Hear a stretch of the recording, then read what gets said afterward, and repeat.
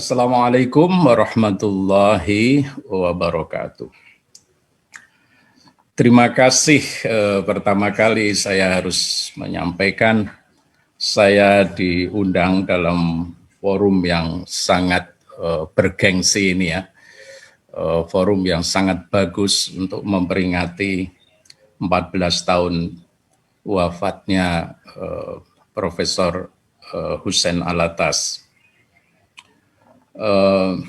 Ini kali kedua rupanya, karena tanggal 12 Desember yang lalu saya diminta National University of Singapore untuk memorial lecture yang ketiga di Malay Studies di Faculty of Art and Social Sciences University of Singapore. Nah, kemudian hari ini saya melanjutkan tampil di dalam forum yang sangat-sangat bagus ini.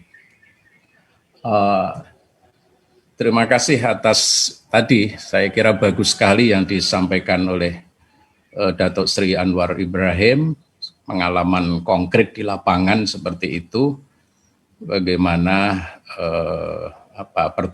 perjumpaan beliau dengan Sayyid Hussein Alatas almarhum, dan yang kedua tadi yang disampaikan oleh putranya Profesor Farid Alatas, luar biasa. Saya kira itu sudah muqaddimah yang bagus sekali untuk membahas lebih lanjut tentang pemikiran Sayyid Hussein Alatas.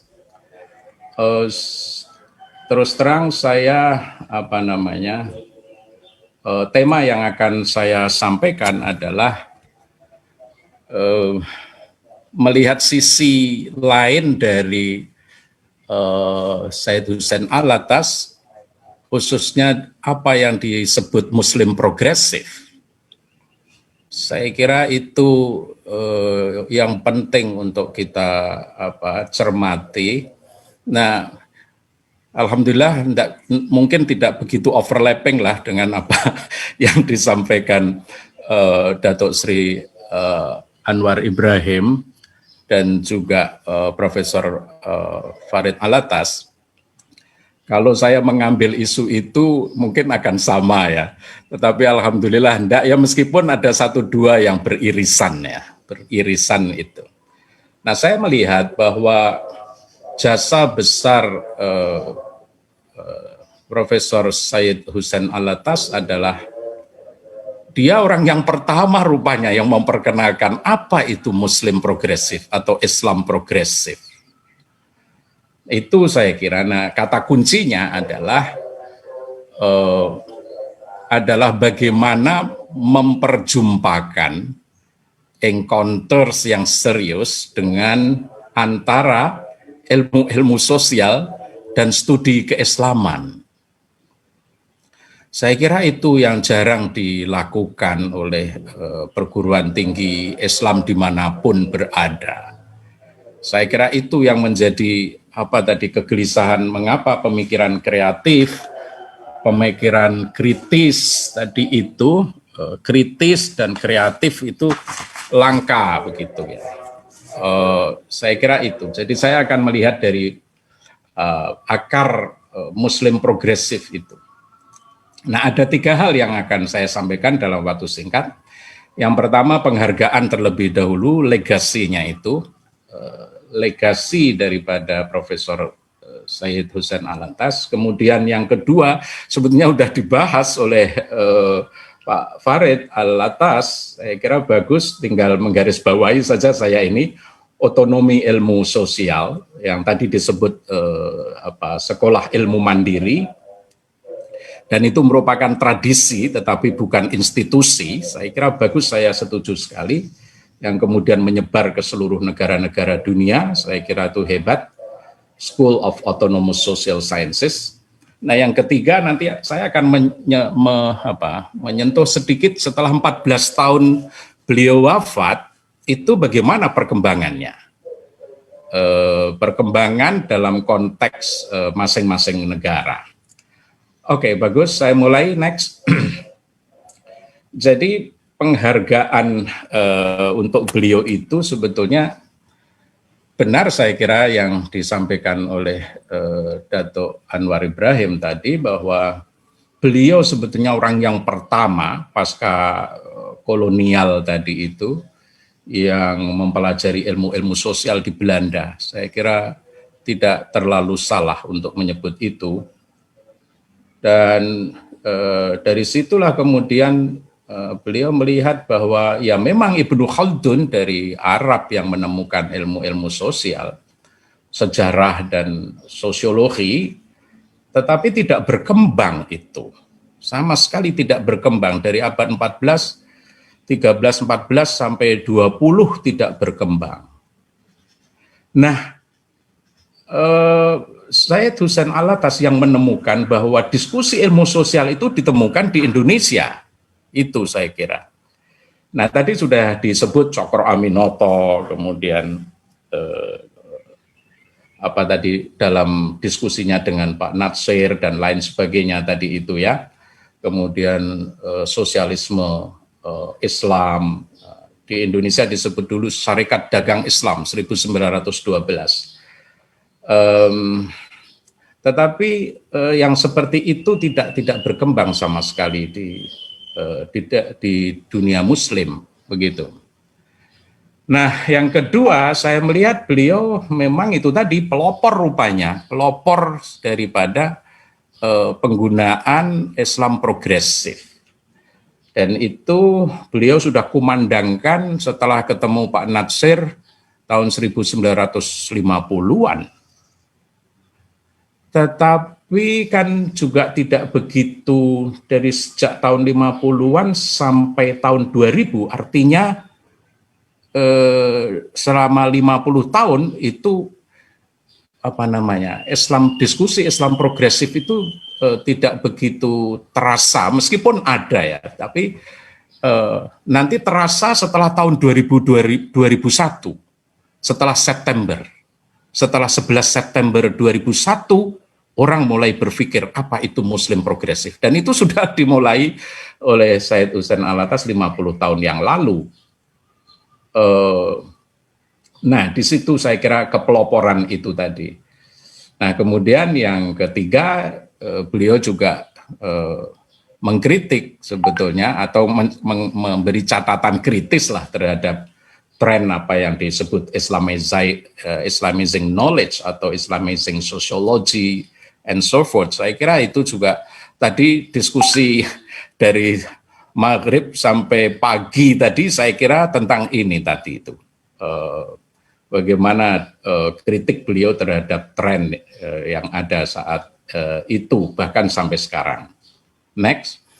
Nah, ini tadi lalu bermula dari kritik tadi, kritik mengapa orang-orang pribumi, orang-orang Melayu, orang-orang Indonesia dan di wilayah rantau ini tidak berani mengungkapkan khazanah lokal, khazanah tempatan tadi itu untuk diangkat secara teoritik dan bisa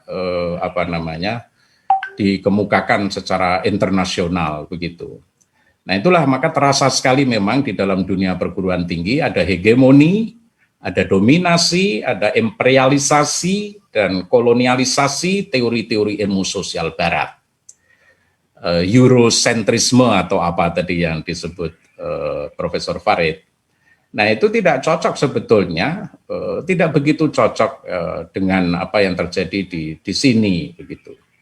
Maka daripada bicara tentang bourgeois, beliau lebih bicara tentang korupsi. Saya kira itu.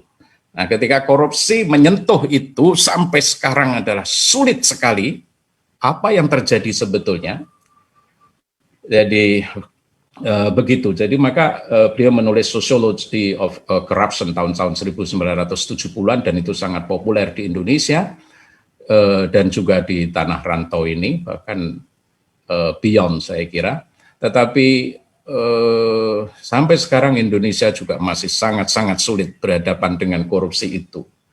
Nah, maka bagus sekali beliau memberi contoh langsung bagaimana mengangkat isu-isu tempatan, isu-isu lokal itu tadi, lalu diberi kerangka teori yang matang, kemudian diangkat kepada dunia internasional. Nah, itulah dua buku atau yang lain tadi juga banyak, The Myth of the Lazy Native, saya kira itu, kemudian The Sociology of Corruption, saya kira juga sangat-sangat menyentuh itu. Nah, tadi sudah dikritik, mengapa sih kok Clifford Geertz yang menemukan di Indonesia itu? Padahal penelitian tahun 50-an juga itu, di Jawa Timur itu, luar biasa. Dan tapi dia kan juga harus berjuang mempelajari bahasa Indonesia, bahkan juga mempelajari bahasa Jawa, dan akhirnya dia ingin meneliti apa sebetulnya yang ada di tanah Jawa atau Nusantara itu. Nah, lalu muncullah itu teori santri, priayi, dan abangan. Nah, tadi sudah disebut oleh Pak Farid, saya kira. Nah, itu, tapi ini, spiritnya ini loh, spirit orang Barat sampai dia mempelajari untuk sampai tahu problem tentang sosiologi Indonesia, politik Indonesia, kemudian antropologi Indonesia, spirit mempelajari bahasa asing itu luar biasa. Luar biasa, bahkan tidak hanya bahasa Indonesia, bahasa Jawa dia pelajari. Nah, saya kira orang Islam, orang Melayu ini, kalau mau belajar seperti itu, saya kira masih jauh ya. Mungkin untuk mempelajari bahasa Arab, ya mungkin khusus tentang ilmu-ilmu agama. Tapi untuk mempelajari bahasa Inggris mungkin semangat gitu. Tapi untuk mempelajari hal-hal yang lebih detail, karena sosiologi kan betul-betul field research-nya harus kuat. Saya kira etos itu masih jauh ya. Masih jauh saya kira. Nah, mengapa begitu? Nah, itulah diskusi seperti ini saya kira bagus. Next. Jadi saya tidak usah mengulang slide yang ini, ya intinya beliau menggugah sebetulnya ilmu sosial itu jangan imitation begitu, tetapi harus create dari bawah gitu. Nah, itu contohnya beliau tentang tadi itu korupsi dan lain sebagainya. Di Indonesia setelah era reformasi tahun 1998 itu di dalam keputusan MPR tentang pemberantasan KKN namanya, Corruption, Collusion, and Nepotism. Wah, itu saya kira masih sangat Corruption, Collusion, and Nepotism, KKN singkatannya, itu saya kira ya meneruskan apa yang digelisahkan oleh Sayyid Hussein Alatas. Nah, ilmu-ilmu sosial lokal belum bisa menciptakan, bahkan tokoh-tokoh sosial lokal tidak berani diangkat menjadi tema diskusi yang sangat bagus begitu, menarik lah begitu. Nah, bagaimana saya akan menyentuh tentang sekolah mandiri tadi. Next. Nah, untuk itu menurut Profesor Said Alatas, ini ditulis tahun 2002 tentang otonomi ilmu-ilmu sosial. Nah, dia betul-betul berijtihad keras betul ini bagaimana memunculkan ilmu-ilmu sosial yang otonom itu. Ada 4 itu, rinci, beliau sangat rinci menjelaskan itu, ada foundational knowledge-nya seperti apa, konsolidatifnya knowledge seperti apa, ada reactive knowledge-nya, developmental-nya juga ada. Nah, kalau tidak ada 4 komponen ini, menurut beliau tidak akan bisa memunculkan otonomi ilmu sosial ya. Bahkan itu sangat menarik itu nanti kalau dikaitkan dengan Islamic Studies begitu, perkawinannya. Nah, apa itu foundational knowledge? Next. Ya, itulah problem-problem culture setempat. Oke, kemudian agama. Itu yang sangat-sangat subur ya, wilayah yang sangat subur untuk diangkat ke permukaan. Itu yang disebut foundational knowledge adalah harus terkait dengan budaya dan agama. Menurut saya itu Sen Alatas. Lalu reaktif, langsung ketiga saya, reaktif knowledge itu artinya ya memang harus kritis kita. Kita harus kritis betul nilai-nilai yang menghambat, nilai-nilai yang menggerus, nilai-nilai yang menghancurkan kehidupan sosial kita itu apa. Nah, tadi disebut ada akhlak karimah tadi itu. Oh, saya kira itu sangat-sangat penting dan belum dieksplor lebih lanjut. Nah, kemudian ada poin yang keempat itu, developmental knowledge itu rupanya dikaitkan dengan isu-isu tentang perdamaian, ya, isu-isu tentang kesejahteraan, oke, dan begitu selanjutnya. Nah, semacam itulah keprihatinan beliau yang diturunkan oleh generasi sekarang, sudah generasi kedua, ketiga, atau keempat tadi saya kira. Nah, ada checklistnya, next, ilmu-ilmu sosial otonomi itu tadi, nanti kalau saya salah bisa disempurnakan oleh Pak Farid, ya, Profesor Farid Alatas. Jadi memang perlu pentingnya diangkat isu itu apa? Ya, itu biasanya tidak ditanyakan itu oleh profesor-profesor ya, atau ditanyakan tetapi the significance itu memang harus ditanyakan oleh para guru besar itu kepada calon penulis disertasi, peneliti, dan lain sebagainya. Tetapi biasanya memang ditanyakan, tetapi jawabannya tidak begitu matang. Saya ingat ketika saya mau menulis disertasi di Turki dulu, oleh pembimbing saya ditanya, mau nulis apa? Mau menulis tentang Al-Ghazali, tentang Ibnu Sina dan Immanuel Kant, comparative study on metaphysics. Dia langsung tanya pada saya, apa artinya untuk masyarakat kamu? Waduh, hebat ini pertanyaan ini. Kamu bagus itu, tapi nggak akan kurang bermanfaat itu. Waduh, saya pulang, kemudian saya, gimana ya supaya ada konteks dengan masyarakat. Lalu saya rubah dalam waktu 2-3 minggu menjadi Al-Ghazali dan Immanuel Kant. Wah, rame itu masyarakat Indonesia membaca disertasi saya tentang kritik saya terhadap kedua belah pihak tentang Immanuel Kant dan Al-Ghazali. Nah, itu contoh significance. Judul disertasi itu significance enggak untuk perubahan masyarakat. Dan yang kedua, harus berani. Istilahnya bagus, combative element in science. Tidak hanya kritik, tapi combative. Menyerang balik gitu, supaya kritis betul. Wah, hebat sekali. Yang ketiga, beliau ingin menjelaskan positioningnya bahwa ilmu sosial otonom itu bukan indigenisasi ilmu sosial. Itu juga sangat penting itu.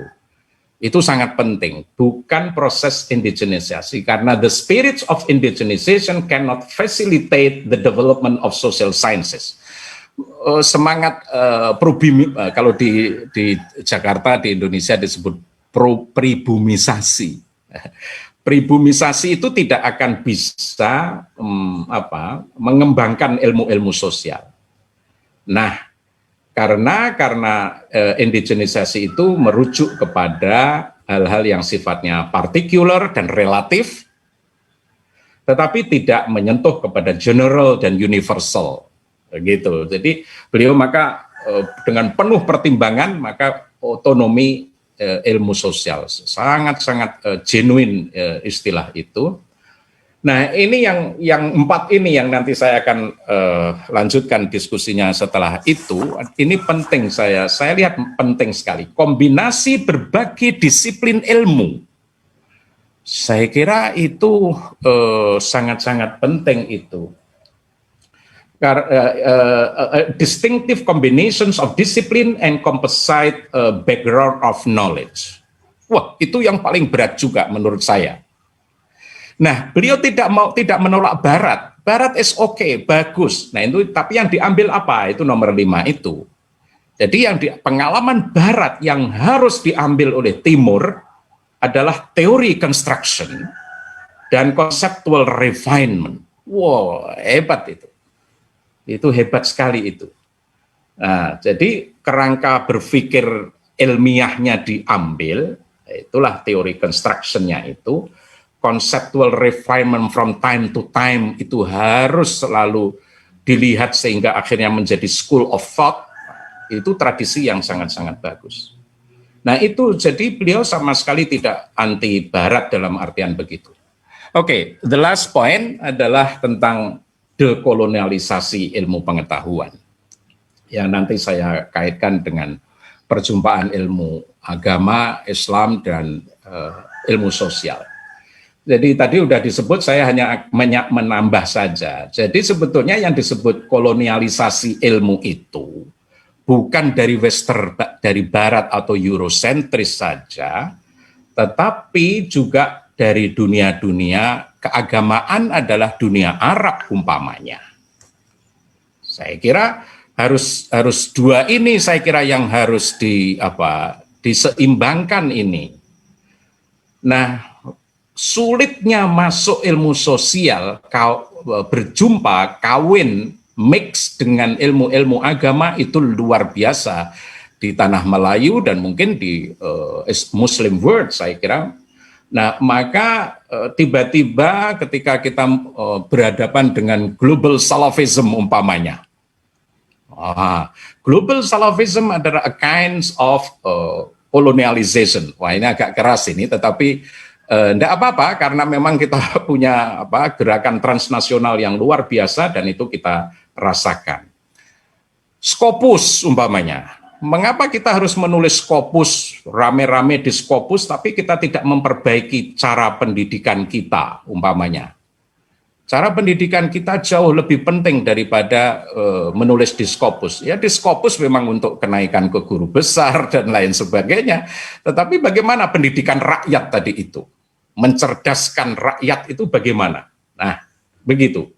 Nah, maka masalah-masalah sosial keagamaan next di Asia Tenggara itu saya mengembangkan teori tadi itu developmental knowledge untuk menuju next kehidupan yang peace, justice, kemudian kesejahteraan sosial, kesejahteraan dan insight yang sekarang ini terpinggirkan. Insight dalam arti akhlak karimah yang tadi disebut itu. Nah, maka disitulah kita berhadapan dengan corruption. Isu-isu kita ini adalah plural dan multikultural. Bagaimana sebetulnya diskusi antara faith and social relations.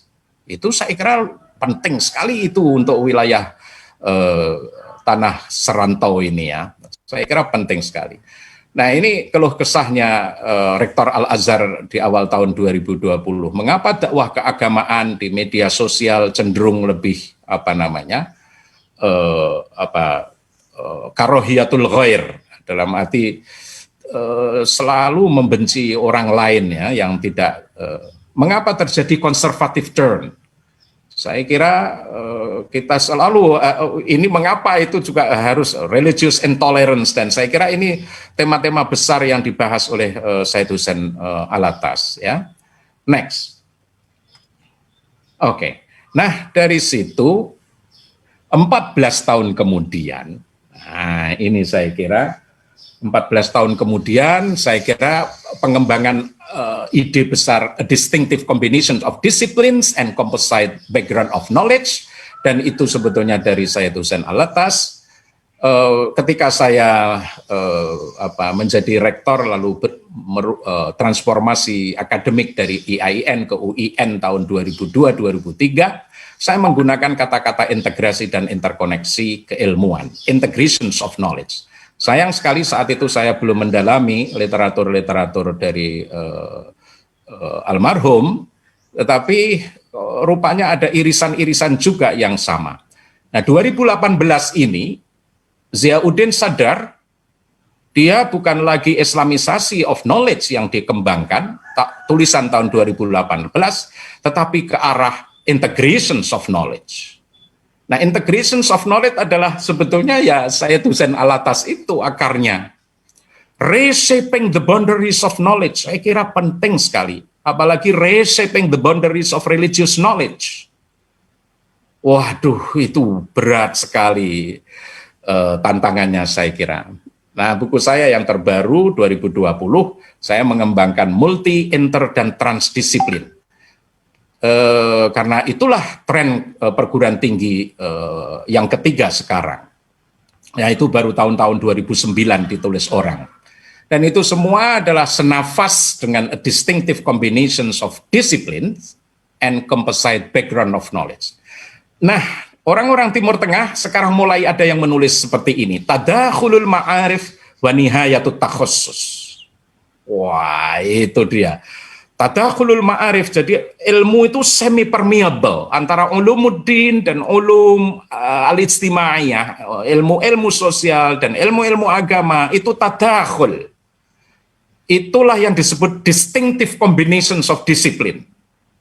Gitu, saya menginterpretasikan begitu. Kalau salah nanti Pak Farid bisa memperbaiki. Wa nihayatut takhassus, tidak bisa kita linearitas monodisiplin, sudah tidak zamannya monodisiplin. Harus composite background of knowledge. Wah, saya kira bagus sekali itu, dan itu yang akan dikembangkan ke depan. Saya tanya moderator, waktu saya sudah habis. Pak Manuti. Kali Prof. sudah habis rangkaian. Ya. Oke, saya kira saya sudah berhenti saja di situ, tapi intinya betul-betul tren keilmuan sekarang itu supaya kreatif dan kritis tadi itu melanjutkan legacy dari saya dosen Alatas adalah itu tadi. Bagaimana mengkombinasikan multidisciplinary, interdisciplinary itulah sebetulnya yang sangat diperlukan dalam dunia kontemporer sekarang. Terima kasih Pak Manuti.